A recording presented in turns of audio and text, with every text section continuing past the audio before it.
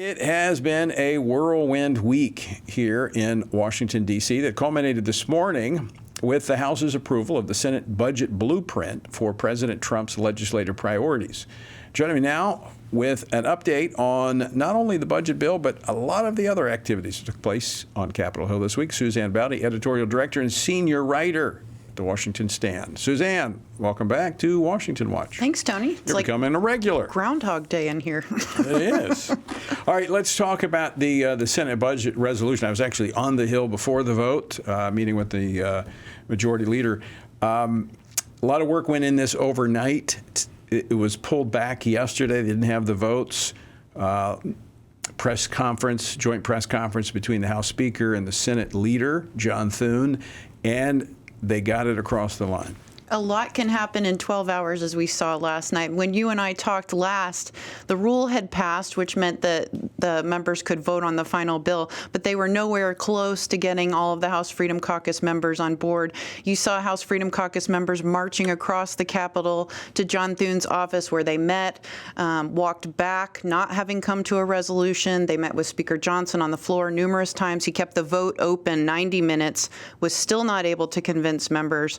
But I don't know what kind of rabbits he has in his habit. He keeps pulling them out one after the other, and overnight, seemingly after discussions that went on late into the evening, he was able to get some concessions from Thune, which I think ultimately were what brought people like Chip Roy across the line. Thune did agree to $1.5 trillion in spending cuts, which is, as we all think, the floor for where the spending cuts should be, but a bare minimum, which I believe got House Freedom Caucus members on board. I think one of the things that allowed this to occur is, and one of those other rabbits that you talked about that Mike, the Speaker, seems to be able to pull out, is that he is allowing the process to work as it should. It's deliberative, it's ugly, it's sometimes messy, and it's slow, but he's giving all the members an opportunity to voice their concerns and their objections, and in the end, they generally come together with consensus. That is the legislative process. The sad news is that's not always how it's worked. No, and I think one of the most interesting things about last night's debate and this morning's is that Donald Trump didn't call the members this morning.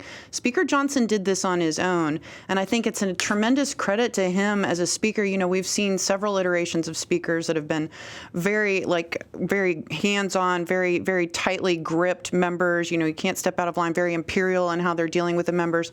And Mike, to his credit, has just been very willing to listen, and I think that's a result also of the narrow majority that he has. I mean, he's forced to listen in some ways. It's also his style. It's also just the kind of person that he is. He cares about his members. He actually agrees with House Freedom Caucus members, as he should. It's not like they were asking for something unreasonable. But their experience is promises are pretty cheap in this city.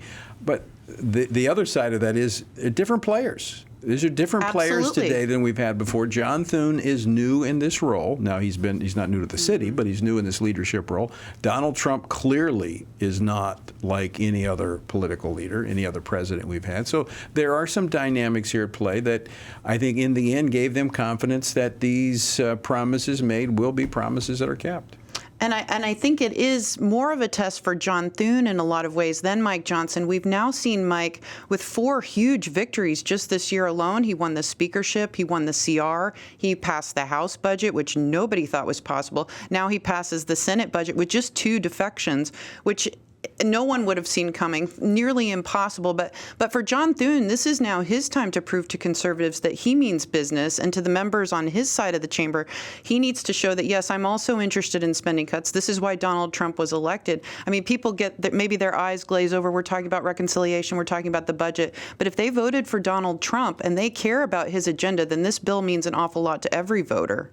All right, Suzanne, speaking of his agenda, one of his agenda items that he did an executive order on was election integrity. Mm-hmm. Of course, we've talked about this many times, and we're going to continue to talk about it because it's important. It's part of my conversation this morning on the Hill, is that executive orders can change. With the next administration. The pendulum swings the other way, so do the executive orders. has to be codified. Congress took a step in at least codifying a portion of the president's work on election integrity with the SAVE Act today. And I hope that it's something that continues, but you're right, this will put into, if the Senate would take it up, this would actually guarantee that you have to have voter ID, things that we all agree with, proof of citizenship and things like that. And actually, what's very interesting about the SAVE Act passing is that it passed with 4 Democrats. That just proves that this is an across-the-aisle issue. This is a bipartisan issue. I think Doesn't sound like a lot, but it is. It is, and I think Democratic voters, they've actually done polling where those voters, too, care about whether their votes are safeguarded, whether there's election integrity. It's not just Republicans. So these Democrats that have crossed over, I think it's very revealing that this is becoming more of a universal issue, as it should be. I mean, we should all care about our elections being safe and secure. Well, speaking of crossing over, we only had one Democrat cross over in the Senate to support the new ambassador to Israel, Mike Huckabee, who was approved who this is week. that senator? Well, that was John Fetterman. Right. Was the one Democratic senator giving Mike Huckabee a confirmation vote of 53 to 46. And he's rapidly becoming the most sane of the Democrats. Which Who is would very have thought? fascinating. It's a very fascinating. surreal situation in the Senate when I agree with John Fetterman, but more and more he's seeing where we can come together and agree on things that should be common sense. Mike Huckabee is a great friend to Israel. He's pro-Israel. I can't think of a better ambassador. So for Fetterman to at least acknowledge that, the token Democrat, I'm glad to see at least one. I was texting with Mike during the vote as the vote total went over 51. He'll be in Israel probably next week, he said. So I look forward to seeing him maybe at the end of the month when I'm back in Israel. But you're right. This is the first, and I think this is very important, and this is to Donald Trump's credit. This is the first time we've had an evangelical selected and confirmed to be ambassador to to Israel since the foundation of the new nation. And I also think that it just shows how far we've come from the Biden administration. This sort of completes, in my mind, the 180 that this president has done on Israel.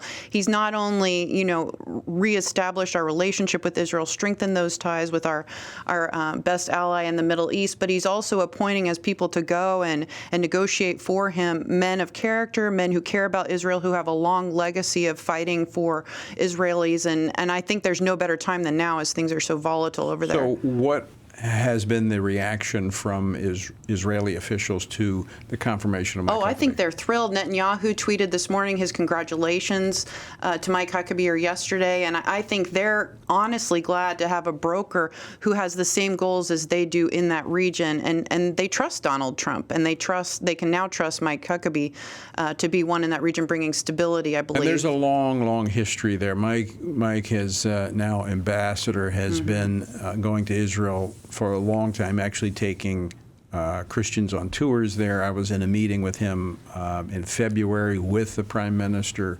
A lot of affinity there. This is really good news to see Mike Huckabee as the U.S. ambassador to Israel. Now, David Friedman was a great ambassador as well. Who's now being considered for the ambassador to the UN role, so he'll still maybe play a part. So they're all, very good. But this is even tightening that relationship between evangelicals and in Israel. Well, and as you say, personnel is policy, and there's no better person to send to Israel than Mike Huckabee. I think a lot of Christians in America have been waiting for a day when we have somebody who carries that banner with them to the Middle East.